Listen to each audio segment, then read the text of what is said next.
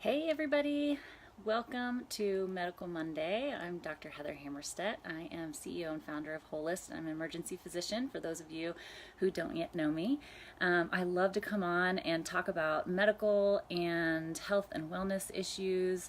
And for this Medical Monday, I'm going to talk about kind of how and with whom and where to seek your care in this pretty complicated medical health and wellness sphere that we are in these days.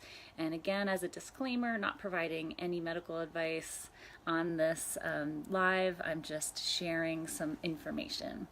So there is a conventional medical system, and then there's sort of the complementary and alternative options. And one of the things at Holist that we're working on doing is pulling together teams of people across this sphere. But I think it's important for us all to kind of understand what the training is behind everybody and what you should seek for their care for. So let's talk first about conventional medical systems. So that is like me, a medical doctor, and all of our ancillary services. So let's talk about what that is. There's a medical doctor MD, there is a medical doctor DO, a doctor of osteopathy, there's a physician assistant, there's nurse practitioners, and there are lots of ancillary folks like physical therapy and all those sort of things. So to become a medical doctor, MD or DO, it's a 4-year college, 4-year medical school, and somewhere between 3 and 10 years of residency. And so residency is basically specialty training where you are already a doctor, but you work in your field under other folks who are training you up, and it is grueling and crazy. And that's one of the reasons why doctors don't switch fields like nurses can or PAs can, because we would have to go back to residency, which is something that like nobody wants to do. So that is the training to be a medical doctor or a DO. The difference between a medical doctor MD and a medical doctor DO is that doctor of osteopathy actually has additional training in osteopathy, which is how you can manipulate the musculoskeletal system for care. My dog is totally bombing me here. Physician assistant, you go to 4-year college. You then go to a 2 years master's program, and you're under kind of the tutelage and license of the physician that you work with. And I love my PAs. They work really well with us and help us extend our care team so that we can take care of more patients in a more full way. Nurse practitioner is a BSN, which is a 4-year college, and then they do a master's of science as a 2-year program to become a nurse practitioner that can practice in some states independently.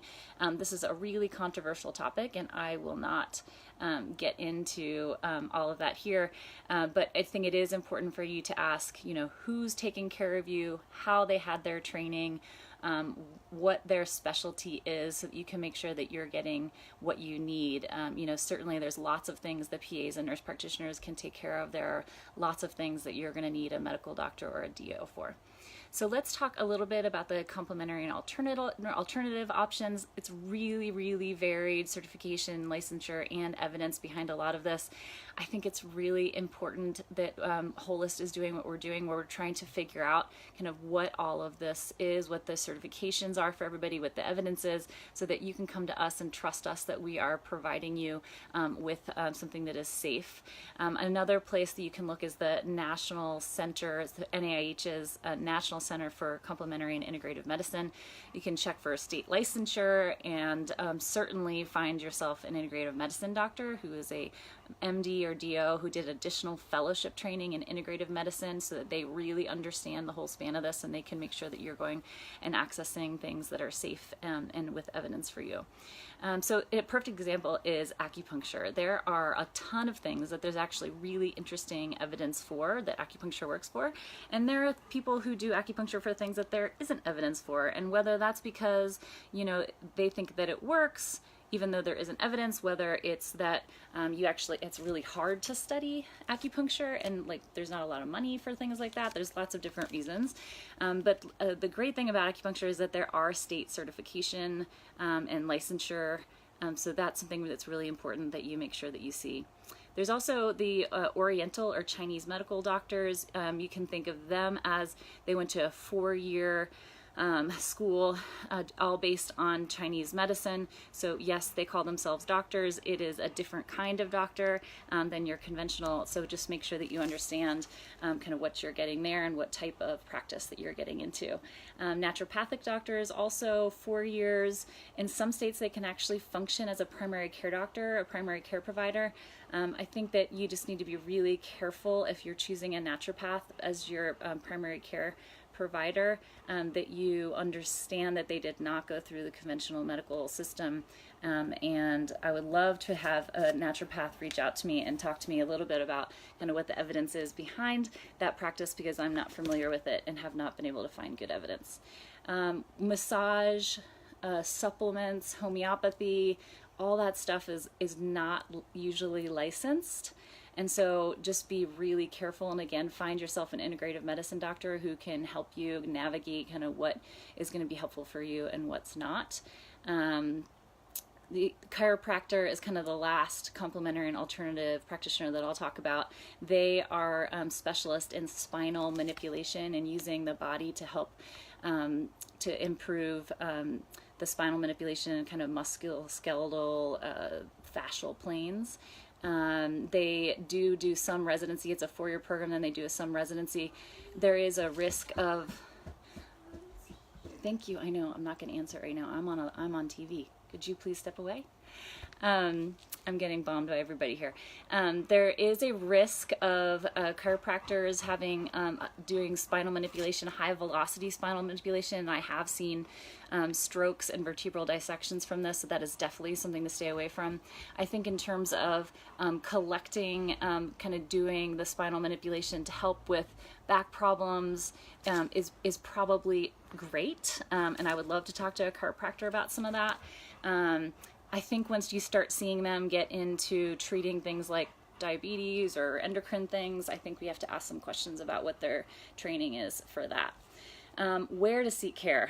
Primary care is a great idea to go to when you have ongoing chronic medical problems, and your primary care provider really needs to know everything else that you're accessing. One of the things we're doing with Holist is we're pulling in people who, all across the spectrum of care, and then collaborating with their primary care doctors to make sure that they're aware of what's going on.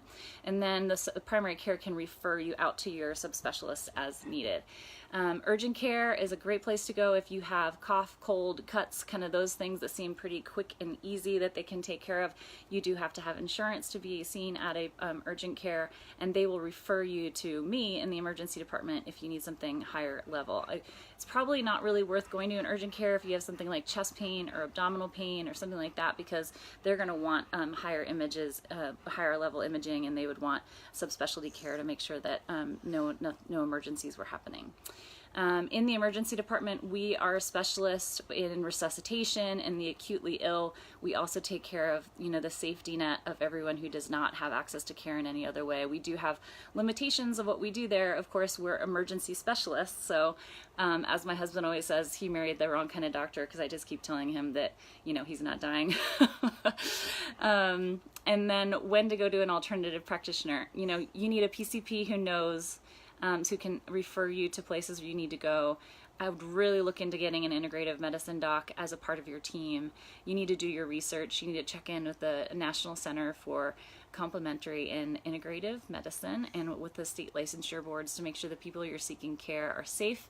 And of course, come check out Holist so you can follow along and see how we're putting together our teams. So thanks for watching. Have a happy Medical Monday.